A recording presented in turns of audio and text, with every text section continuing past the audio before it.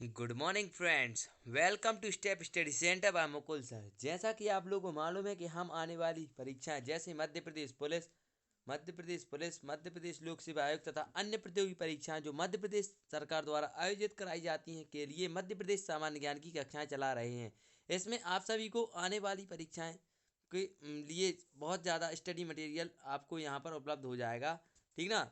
तो अभी हम वर्तमान में मध्य प्रदेश के संभाग चला रही हैं। इसके बाद कल और एक संभाग चलाया जाएगा। इसके बाद संभाग खत्म हो जाएंगे। और अगर आप लोगों ने इस चैनल को लाइक सब्सक्राइब नहीं किया है तो इसको सब्सक्राइब कर लीजिए, लाइक कर दीजिए और एक बार शेयर अवश्य कर दीजिए, क्योंकि जो व्यक्ति कोचिंग नहीं जा रहा है ना, जो बच्चा कोचिंग नहीं जा पा रहा है ना, उसके लिए मैं ये वीडियो बना रहा हूँ। ठीक ना। तो अब बढ़ते हैं हम आज के लेक्चर की तरफ। आज का लेक्चर है सागर संभाग में। सागर संभाग तो सागर संभाग में कितने जिले आते हैं? तो सागर संभाग में 5 जिले आते हैं। कौन कौन से? सागर, पन्ना, दमोह, छतरपुर और टीकमगढ़। तो इसके लिए आपको सबसे पहले मैं एक कोटेज लेकर आता हूँ, तो आप देख लीजिए कोटेज में क्या लिखा है। सक्सेस की सबसे खास बात है कि वो मेहनत करने वालों को फिदा होते हैं। क्या लिखा है? सक्सेस की सबसे खास बात है कि वो मेहनत करने वालों पर फिदा हो जाती है। किस पर फिदा होती है पता है? जैसे एक लड़की होती है, वो कैसे एक लड़के पर फिदा होती है, खूबसूरत लड़के पर। लेकिन जो सफलता या सक्सेस है वो किसके ऊपर फिदा होती है? मेहनत करने वालों के ऊपर। लड़की तो आपको मिल ही जाएगी, लेकिन अगर आपको सक्सेस चाहिए तो आपको क्या करना पड़ेगा? मेहनत पड़नी करेगी। अगर आपको मेहनत नहीं है तो आपको सक्सेस नहीं मिलेगी, सफलता नहीं मिलेगी। लड़की तो ऐसी क्या है, डरी फिर रही हैं आपको जैसे मिल जाती है। ठीक ना। तो अब बढ़ते हैं हमारी तरफ। आज का लेक्चर है सागर संभाग। तो बढ़ते हैं सागर संभाग की तरफ। तो सागर संभाग में जो जिला सबसे पहले, जो संभाग है सबसे पहले, तो वही एक जिला होता है इसमें। ठीक, इसको ध्यान रखना है। जो जिला है वही एक समय पहले एक संभाग होता है। तो सबसे पहले आते हैं जिला सागर पे। तो यहाँ का लिंगानुपात कितना है? यहाँ का लिंगानुपात 853। कितना है यहाँ का लिंगानुपात? 853। और साक्षरता कितनी है यहाँ की? 76.5%। जनसंख्या घनत्व कितना है यहाँ का? 232 व्यक्ति प्रति वर्ग किलोमीटर। और जिले का क्षेत्रफल कितना है? 10,252 वर्ग किलोमीटर। ठीक ना। और मैंने यहाँ पे थोड़े चित्र वगैरह भी लगाए रखे हैं, देख लीजिए यहाँ पर। ये दिख रहा है आपको चित्र आई लव सागर का। अभी ये देखिए सागर विश्वविद्यालय कहाँ पर है। और ये अभी रिसेंटली मीन्स अभी बहुत 10 5 साल, 10 साल पहले तकरीबन यहाँ पर बहुत ऊंचे से भी बनवाए गए थे। तो यहाँ थोड़ा आपको दिखाते जाएंगे और पढ़ाते जाएंगे। तो देखिए second number slide, second number क्या है? यहाँ देश का सबसे पुराना विश्वविद्यालय देख लीजिए कौन सा है। ये देश का सबसे पुराना विश्वविद्यालय क्या लिखा है? सागर विश्वविद्यालय। कहाँ पर स्थित है? सागर में है। कब स्थापित किया गया था? देश की आज़ादी की पहले 1946 में। इस विश्वविद्यालय का नाम क्या है? डॉक्टर हरि सिंह गौर केंद्रीय विश्वविद्यालय, जिस विश्वविद्यालय का मैं क्या हूँ? स्टूडेंट रह चुका हूँ। ठीक ना। अब इसके बाद आते हैं यहाँ प्रदेश का पहला केंद्रीय विश्वविद्यालय। क्वेश्चन आपको आ सकता है, देश का पहला केंद्रीय विश्वविद्यालय कौन सा है?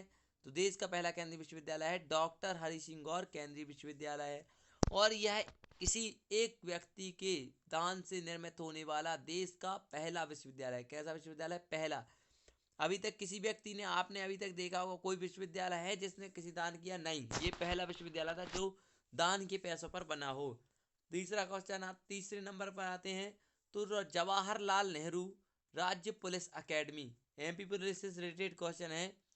जवाहरलाल नेहरू राज्य पुलिस अकेडमी कहाँ स्थित है? तो सागर जिले में है। और वनस्पति विज्ञान का सबसे बड़ा गार्डन प्रदेश का कहाँ पर स्थित है? डॉक्टर हरि सिंह गौर केंद्रीय विश्वविद्यालय के बॉटनी डिपार्टमेंट में। ठीक ना। मैंने तो देखा है, आप लोगों को देखना तो आप सागर आकर देख सकते हैं। अब आते हैं सागर में धामोनी का अर्रा लगता है। क्या लगता है? अर्रा एक प्रकार का मेला वगैरह होता है, वो लगता है। और बुंदेलखंड विकास प्राधिकरण का मुख्यालय कहाँ पर है? सागर में। बुंदेलखंड विकास प्राधिकरण का मुख्यालय कहाँ पर है? सागर में है। अब देखिए प्रदेश का सबसे बड़ा अभ्यारण्य, क्वेश्चन ऐसा आ सकता है, प्रदेश का सबसे बड़ा अभ्यारण्य कौन सा है? तो कौन सा है? नौरा देही अभ्यारण्य। कहाँ पर स्थित है? सागर में स्थित है। और बीना तहसील की आगा सौद में ओमान की सहयोग से रिफाइनरी लगाई जा रही है। और अब तो लग चुकी है, वो ये पुराना था थोड़ा, तो लगाई जा रही लिखा है। अभी वहाँ पर रिफाइनरी लग चुकी है। ठीक ना। अब आते हैं सेना की महार रेजिमेंट का मुख्यालय कहाँ पर है? सागर में है। कहाँ है? सागर में हैगा। अब हिरण सागर, हिरण हिरण है इधर, हिरण नहीं हिरण में सती प्रथा का अभिलेख मिलता है। एरण में सती प्रथा का अभिलेख मिलता है। और स्वान योजना जुलाई 2009 में कहाँ प्रारंभ की गई थी? सागर में प्रारंभ की गई थी। और राहतगढ़ का किला, रहली का सूर्य मंदिर देखने योग्य है। क्या? राहतगढ़ का किला और रहली का सूर्य मंदिर यहाँ क्या है? देखने योग्य है। और यहाँ जो शंकर जी हैं यहीं सागर के आसपास बहेरिया में, ये भी बहुत देखने योग्य है क्योंकि ये 51 फीट ऊंचे हैं। ठीक ना।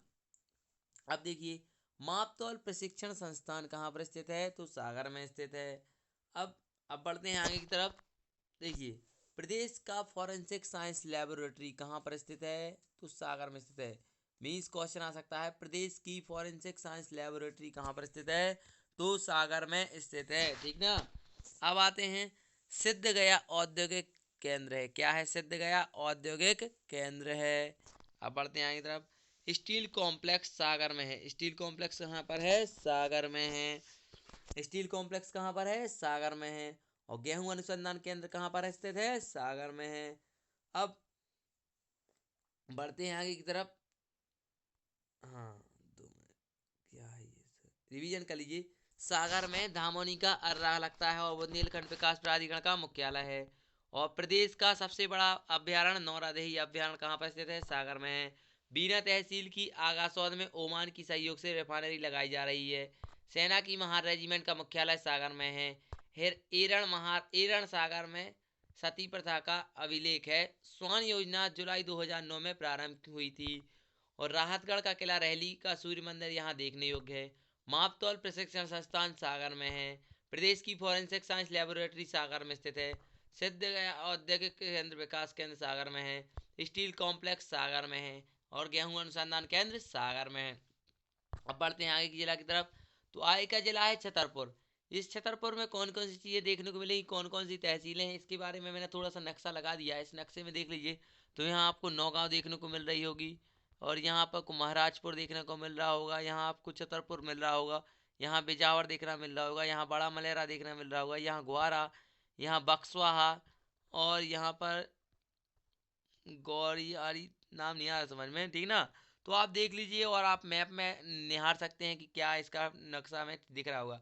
तो यहाँ का लिंगानुपात कितना है? 883 है। यहाँ की साक्षरता कितनी है? 63.37%। जनसंख्या घनत्व कितना है? 203 व्यक्ति प्रति वर्ग किलोमीटर। जिले का क्षेत्रफल कितना है? 8687 वर्ग किलोमीटर। अब देखिए, इसके बाद आगे आते हैं। इसके बाद आता है, चंदेल शासकों की राजधानी होने के कारण इस छतरपुर को जिजाक भुक्ति कहा जाता है। क्या कहा जाता है? जिजाक भुक्ति कहा जाता है। अब महाराजा छत्रसाल की कारण इसका नाम छतरपुर पड़ा। इसका छतरपुर नाम क्यों पड़ा? महाराजा छत्रसाल के नाम पर इनका नाम छतरपुर पड़ा। और लकड़ी में नक्काशी के लिए छतरपुर प्रसिद्ध है। क्यों प्रसिद्ध है? लकड़ी में नक्काशी के लिए प्रसिद्ध है। और मध्य प्रदेश में प्रथम यूनेस्को द्वारा विश्व धरोहर में शामिल खजुराहो मंदिर कहाँ पर स्थित है? छतरपुर में। और आदिवासी कला संग्रहालय कहाँ पर स्थित है? खजुराहो में। खजुराहो नृत्य समारोह प्रतिवर्ष होता है कहाँ पर? छतरपुर जिले में है। कब से शुरू हुआ था? 1976 से। छतरपुर में जल विहारी का मेला लगता है। अभी ये रिसेंटली एमपीपीएससी में क्वेश्चन आया था कि जल विहारी का मेला कहाँ लगता है। तो जल विहारी का मेला छतरपुर में लगता है। दुबेला संग्रहालय कहाँ स्थित है? नौगांव में। दुबेला संग्रहालय कहाँ स्थित है? नौगांव में। जटकरा में पुरातात्विक स्थल है। कहाँ है पुरातात्विक स्थल? जटकरा में पुरातात्विक स्थल है। और छतरपुर पान उत्पादक जिला है। क्या है? छतरपुर पान उत्पादक जिला है। पर्यटन में खजुराहो, दुबेला संग्रहालय, पांडव प्रताप, रंगभ झील, क्या है? रंगभ झील, और बेनी सागर डैम है। कहाँ पर है? पांडव प्रताप, रंगभ झील, बेनी सागर डैम, दुबेला संग्रहालय और पर्यटन में खजुराहो है। हीरे का भंडार ज्ञात हुए हैं छतरपुर जिले में। और खजुराहो का मंदिर किसने बनवाया था? अभी ये यूपीएससी असिस्टेंट कमांडेंट सीएपीएफ में आया था क्वेश्चन कि खजुराहो के मंदिर को किसने बनवाया था? तो कंदरियों ने। अब देखिए, महादेव मंदिर, 64 योगिनी मंदिर, विश्वनाथ मंदिर, लक्ष्मण मंदिर, चित्रगुप्त मंदिर, पार्श्वनाथ मंदिर और चंद्रगुप्त चतुर्भुज मंदिर कहाँ पर स्थित हैं? छतरपुर जिले में। केन बेतवा गठजोड़ के तहत दोहन बांध निर्माण किया गया है। कौन सा बांध? दोहन बांध। खजुराहो का स्थापत्य कला का तीर्थ भी कहा जाता है। पर्यटन एवं समाई की समाधि है। केन नदी में केन अभ्यारण्य घड़ियाल एवं मगरमच्छ के लिए प्रसिद्ध है। ठीक ना। तो अब आपने इस जिले को देख लिया होगा छतरपुर के बारे में। छतरपुर की पूरी जानकारी आपको देख रही होगी। ये यहाँ का ये चतुर्भुज मंदिर है। कौन सा मंदिर है यहाँ का? खजुराहो मंदिर का ये चित्र बनाया गया है। कौन से मंदिर है? खजुराहो का। ठीक। अब आगे बढ़ते हैं। केन अभ्यारण्य कहाँ पर स्थित है देख लीजिए। तो अब आते हैं टीकमगढ़ जिले पर। ये आपको दिख रही होंगी मध्य प्रदेश की प्रथम महिला मुख्यमंत्री हैं। ये कौन है? प्रथम महिला मुख्यमंत्री। कहाँ की थी? टीकमगढ़ जिले से संबंध रखती हैं। इनको विशेष ध्यान रखना है। लिंगानुपात कितना है इसका? 901। साक्षरता कितनी है टीकमगढ़ जिले की? 61.4%।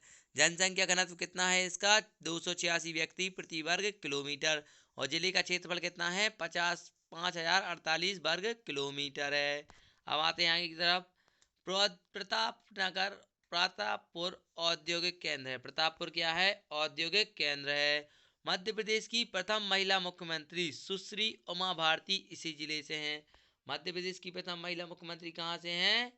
टीकमगढ़ जिले की थी। क्या नाम था उनका प्रथम महिला मुख्यमंत्री का नाम? उमा भारती। इसको विशेष ध्यान रखना है।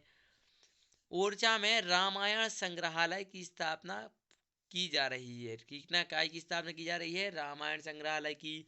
और पृथ्वीपुर में आश्रम माता मंदिर है। क्या है? पृथ्वीपुर में आश्रम माता मंदिर है। तालाब पीतल उद्योग के लिए प्रसिद्ध है। टीकमगढ़ क्यों प्रसिद्ध है? टीकमगढ़ में बहुत ज़्यादा तालाब हैं और यहाँ पर पीतल उद्योग भी यहाँ पाया जाता है। और पायोराजी सिद्ध जैन तीर्थ स्थल कहाँ पर स्थित है? टीकमगढ़ में है। और ओरछा में राम राजा मंदिर जो है वो किस जिले में है? टीकमगढ़ में है। ओरछा देख लीजिए। ये कहाँ का मंदिर है? राम राजा का मंदिर है। अब देखिए हरदौल की मनौती यहाँ मांगी जाती है। कहाँ? यहाँ मांगी जाती है। बेतवा के किनारे बुंदेला वंश की राजधानी ओरछा में शहीद स्मारक राम राजा मंदिर नीचे दिख रहा होगा आपको, दर्शनीय है। और कवि केशव दास ओरछा के थे। कवि केशव दास कहाँ के थे? ओरछा के थे। क्वेश्चन आ सकता है आपको कि अभी ये रिसेंटली आया था एमपीपीएससी में, आ नहीं सकता, आ चुका है कि केशव दास किस जिले से संबंधित थे? तो किस जिले से संबंधित थे? टीकमगढ़ से। तालाबों की अधिकता के कारण से यहाँ का है, तालाबों की बहुत ज़्यादा दिखता है। ये किन्होंने बनवाए थे? चंदेल शासकों ने बनवाए थे। इसको भी ध्यान रखना है। आप देखिए आगे। पुरानी हवेली, पालकी महल, शिव मंदिर, सिद्ध बाबा की गुफाएं, बुंदेला राजाओं का तोपखाना देखने योग्य है। ठीक ना। अब बढ़ते हैं आगे की तरफ। पन्ना जिले पर आते हैं। पन्ना जिले का लिंगानुपात कितना होता है? साक्षरता कितनी होती है? जनसंख्या घनत्व कितना होता है? और यहाँ का क्षेत्रफल कितना होता है? तो देख लीजिए। पन्ना जिले का लिंगानुपात 905 है और साक्षरता यहाँ की 64.8% है। जिले का क्षेत्रफल 7135 वर्ग किलोमीटर है और यहाँ का जनसंख्या घनत्व 142 व्यक्ति प्रति वर्ग किलोमीटर है। और जून 2009 से एनएमडीसी ने हीरा खनन पुनः शुरू किया था। किसने किया? यहाँ पर कौन हीरा खनन कर रहा है? एनएमडीसी। आपको क्वेश्चन निकालना है एनएमडीसी का फुल फॉर्म क्या है। ठीक ना। यहाँ प्रति वर्ष 80,000 कैरेट हीरे का उत्पादित किया जाता है। कितने का? 80,000 कैरेट। ठीक ना। पन्ना जिला के अजयगढ़ तहसील क्षेत्रफल की दृष्टि से मध्य प्रदेश की सबसे बड़ी तहसील है। क्वेश्चन आ सकता है मध्य प्रदेश की सबसे बड़ी तहसील कौन है? तो अजयगढ़ है। कौन सी है? अजयगढ़। कहाँ है? पन्ना जिले में। पन्ना जिले को आंवला जिला घोषित किया गया है। कौन सा? आंवला, जिसमें विटामिन सी पाया जाता है। और ओरछा का किला, चतुर्भुज मंदिर, राम मंदिर, लक्ष्मी नारायण मंदिर, जहांगीर महल। ये देखिए आप, जहांगीर महल यहाँ देखने को मिल रहा होगा आपको। ऐसा है का जहांगीर महल। ठीक ना, देखने के लिए मिल रहा होगा। जहांगीर महल कहाँ है? पन्ना में है। और हीरा उत्खनन के लिए विश्व प्रसिद्ध क्या है? पन्ना है। अजयगढ़ का किला प्रसिद्ध है और पुरैना में सीमेंट कारखाने हैं। कहाँ है? पुरैना में सीमेंट कारखाने हैं। और पन्ना में ट्री हाउस प्रसिद्ध है। पन्ना में क्या प्रसिद्ध है? Tree house. और पन्ना में पांडव प्रताप है। क्या है पन्ना में? पांडव प्रताप। और पन्ना टाइगर प्रोजेक्ट रिजर्व बाघों से समाप्ति से चर्चित रहा है, वरना प्रोजेक्ट टाइगर से बाघों की समाप्ति से चर्चित रहा है। अब आते हैं हम दमोह जिले पर। दमोह जिले क्या है, दमोह जिला के अंदर कितने लिंगानुपात है, कितना यहाँ क्या क्या रहा है देख लीजिए।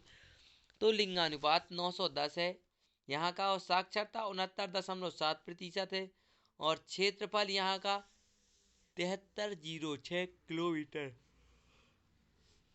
है, ठीक ना, वर्ग किलोमीटर है। अब इसके बाद आते हैं यहाँ प्रदेश का सर्वाधिक बाल श्रमिक कहाँ पाए जाते हैं। क्वेश्चन आएगा, प्रदेश के सर्वाधिक बाल श्रमिक कहाँ पाए जाते हैं, दमोह जिले में।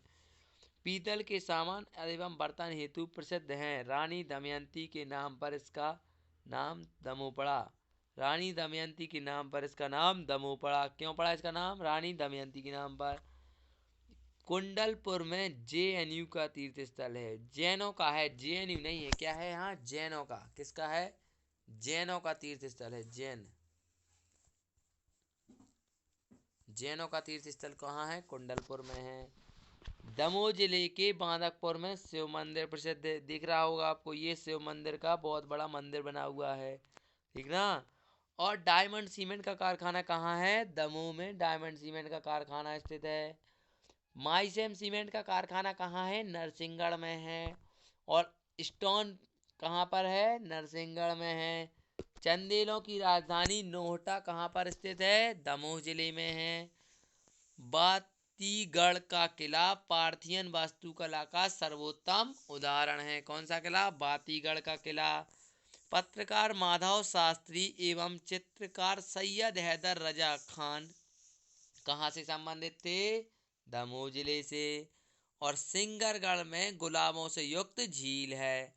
तो अब आप सभी लोगों को क्या करना है कि जब भी मैं आपने बताया है कि जब भी मैं पढ़ाने बैठूं तो आपको क्या है, एक रजिस्टर लेके बैठना है, जिससे कि क्या हो सके, जो भी मैं पढ़ा रहा हूँ तो वो आप लिख सकें, नोट डाउन कर सकें, और जो सुन सुन के आप याद कर सकें वो तो ठीक है, लेकिन जो याद नहीं रहा उसको आप लिखें और दोबारा याद करें। तो इसमें आपको सभी मैंने आज सिखाया कि आज सागर संभाग के बारे में पढ़ाया, इसमें कौन कौन सी चीज़ें आती हैं, कितने ज़िले आते हैं, क्या नहीं आता है, क्या आता है। तो इस सब को आपको अच्छे से पढ़ लेना है, और जितने भी आईएमपी पॉइंट थे मैं सब बता चुका हूँ, बस इतने ही पढ़ने हैं, अच्छे से पढ़िए जिससे कि आपका सिलेक्शन हो सके। तो यही था हमारा आज का लेक्चर, और अगर आपको अच्छा लगा हो तो इसको लाइक कीजिए, शेयर कीजिए और सब्सक्राइब कीजिए। मिलते हैं तो फिर कल के लेक्चर में। Thank you.